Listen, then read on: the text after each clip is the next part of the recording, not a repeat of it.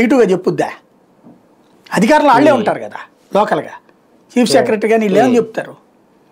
కేంద్ర దర్యాప్తు సంస్థలు ఒకవేళ అరెస్ట్ చేసినాయి అనుకుందాం ఫర్ ఎగ్జాంపుల్ మమతా బెనర్జీను, కుదరదు కదా అక్కడ, కోర్టులు జోక్యం చేసుకుంటాయి. ఎక్కడో ఎందుకు ప్రతిపక్ష నాయకుడు అయినటువంటి చంద్రబాబు నాయుడు పట్టుకుంటే సుప్రీంకోర్టు ఎంత జోక్యం చేసుకుంది?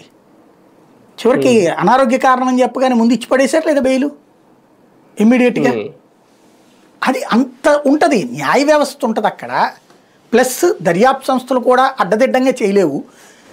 కేంద్ర ప్రభుత్వం దర్యాప్తు సంస్థలను దుర్వినియోగం చేస్తే చేయొచ్చు. అంటే అధికారంలో ఉన్నప్పుడే కేజ్రీవాల్ని అరెస్ట్ చేశారు, అధికారంలో ఉన్నప్పుడే బీఆర్ఎస్ అధికారంలో ఉన్నప్పుడే కవిత అరెస్ట్ పక్క ఆధారాలు ఉన్నాయి కదా అక్కడ. ఆధారాలు ఉన్నాయని కోర్టు నమ్మబట్టినే కదా, ఆధారం లేకపోతే కోర్టే వదిలేసేది కదా. అంటే నేరం జరిగినట్టు ఆధారాలు సుప్రీంకోర్టు దాకా వెళ్ళారు వాళ్ళు. అప్పటిదాకా ఆప్షన్ వచ్చింది కదా. ఇంకోటి ఊరికినే వేగ్గా అరెస్ట్ చేసేలా సుప్రీంకోర్టులో వీళ్ళు వాదనలు వినిపించారు. దాదాపు ఆ వాదనలు అయ్యేదాకా అరెస్ట్ చేయలే, అవకాశం ఉన్నా కూడా. వాదనలు జరుగుతున్నప్పుడు అరెస్ట్ చేసే స్టే ఇవ్వాల కోర్టు, కానీ చెయ్యలా. కంప్లీట్ అయ్యాక అప్పుడు అరెస్ట్ చేశారు. ఆ వాదనలన్నీ కూడా పూర్తయ్యాకంటే వాళ్ళు న్యాయ వ్యవస్థను సాటిస్ఫై చేశారు, సుప్రీంకోర్టును కూడా.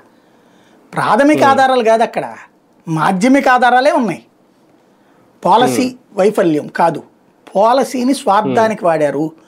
వ్యక్తులకి 1000 కోట్లు వచ్చినాయి, ప్రభుత్వం 1000 కోట్లు నష్టపోయింది కాబట్టి యాక్సెప్ట్ చేశారు అక్కడ.